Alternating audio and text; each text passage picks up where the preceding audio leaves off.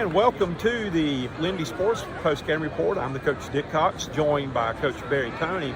Well, Coach Tony, you had two teams coming in tonight pretty much on a losing streak.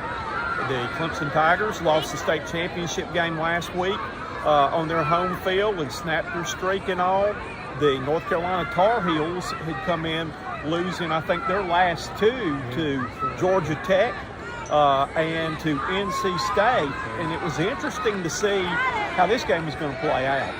The North Carolina Tar Heels won the toss, elected to kick off, and got Clemson on a 3-and-out. And I tell you what, North Carolina with May at quarterback, the ACC Player of the Year, just played lights out the first series and came straight down the field and just totally picked Clemson apart. Hey, you're right there, Coach. It looked like the Tar Heels were really out on the run, and that first drive they made was a beautiful drive. They must have gone, 70, 80 yards or whatever.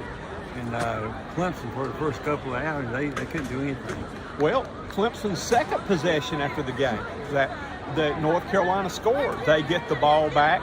It's a quick 3-and-out again, and North Carolina is unable to take it down and score again. But on Clemson's third possession, lightning struck.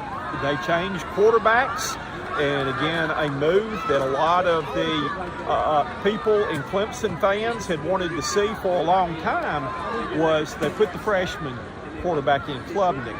And I think he led them to 4 straight scores after that. And during that time, the Tar Heels self-destructed, and this game was pretty much over by halftime. Well, you're right there, Coach. When Klubnik came in, it seemed like Clemson really began to get a lot of momentum. And like you said there, for about next 4 possessions, they scored, and in the end, Klubnik, he got the most valuable player. And again, I think the turning point of the game was that after North Carolina scored first, Klubnik comes in, drives them 71 yards. They tied up. On the next series, North Carolina fumbled deep in their own territory. Clemson had momentum, gave Klubnik a short field, and they scored within 2 plays. They had a throwback to the quarterback to set up a touchdown. But that's when the momentum swung, and I think the Tar Heels were in trouble. Hey, you're right there. The total team victory for Clemson tonight, not only offense, but, defense. They came up with some, like you said, a key fumble, and also they picked off some key interceptions off May, the quarterback for North Carolina. I think an interesting statistic in the third quarter was that North Carolina had 3 straight drives in the red zone for Clemson, and ended up giving up on those 3 drives. Instead of them scoring, they gave up 8 points. Hey, you're right there, Coach. At halftime, North Carolina, they were still well within striking distance, only a 2-possession game. They were down 24-10, but in the end, Clemson ends up winning 39-10, so they held them scoreless in the second half.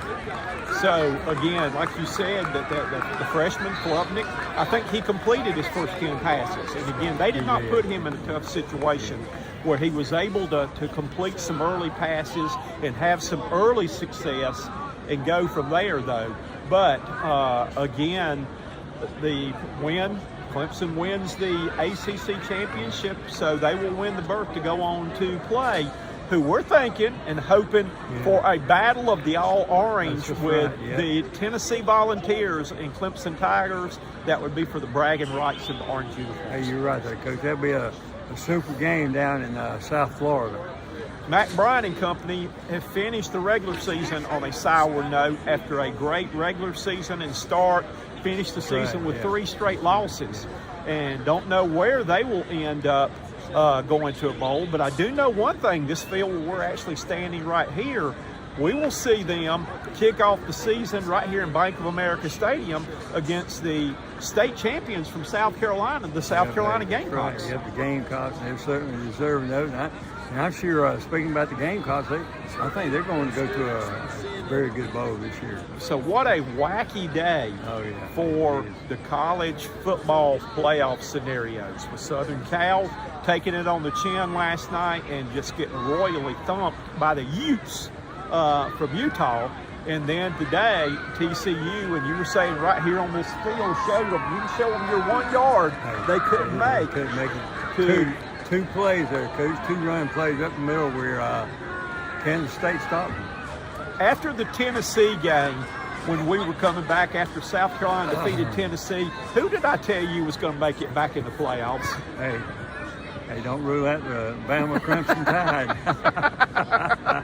I won't say I told you so, but I think it's a pretty good chance that I may have hit that on the head after South Carolina beat Tennessee and knocked Tennessee out of the picture. I agree. That the Crimson Tide is going to be knocking on the door right there. It's just a matter of what they do with TCU right now. That's right, and you Bama fans, hey, don't give up the ship. Wait till tomorrow afternoon around 12 o'clock or so when the predictions will be coming in bold destinations. Had the opportunity to be on the Pittsburgh network with a good friend of ours on the Pennsylvania State Sports Network just a couple of weeks ago. And we had a lot of fun talking about it on there too. And I made the prediction, do not be surprised if you see 2 teams from the SEC and 2 teams from the Big Ten as your Final Four and the Phooey on the rest of the conferences. Hey, you're right there, Coach. And if by chance that happens, you better believe that committee will be matching those teams up the way they want to draw that money in that TV market. Well, I can make you one promise here tonight before we sign off from Bank of America Stadium. Somebody is going to wake up tomorrow and get hoodooed. Hey, there will be. It's almost like there's going to be a bunch of referees in that CFP. Hey, when they huddle up, you better watch out. Congratulations to our Clemson fans. They are the ACC champions for 2022.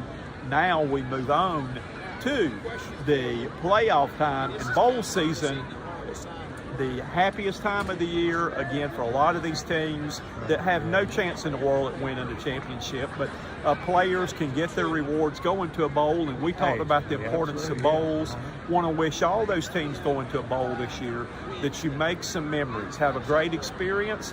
Players, enjoy the ride. Fans, enjoy the ride, because guess what? You all learned it. Hey, you're absolutely right. And you folks out there who have those teams that have won 8, 9 ball games, hey, you're going to have an opportunity to up you one once that bowl season gets here.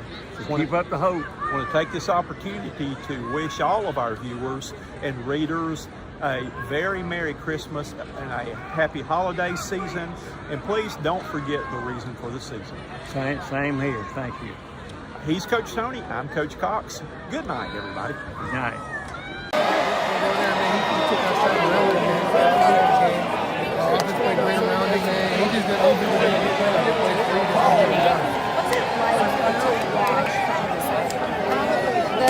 How tough is that, and at the same time, exciting to see your teammates doing well and an ACC champion. What's that conflict? Man, for me, man, at the end of the day, man, I'm a team guy. I love the team. I die for my teammates. I do whatever it is. And at the end of the day, man, I'm just like going on here. Cade played an unbelievable game. The shooters made plays. Defense played great. I mean, my individual success, the team come before me, man. And at the end of the day, man, I'm going to ride and die by that. The team player, man, I just want to get a win going. You ever see us win ACC championship, man? I'm super excited. I appreciate it. An ACC champion. Right here, be able to win ACC championship, and us hitting it, man, it's unbelievable, man. We got another game, Miami. It'll be great. Thank you so much. I really appreciate it.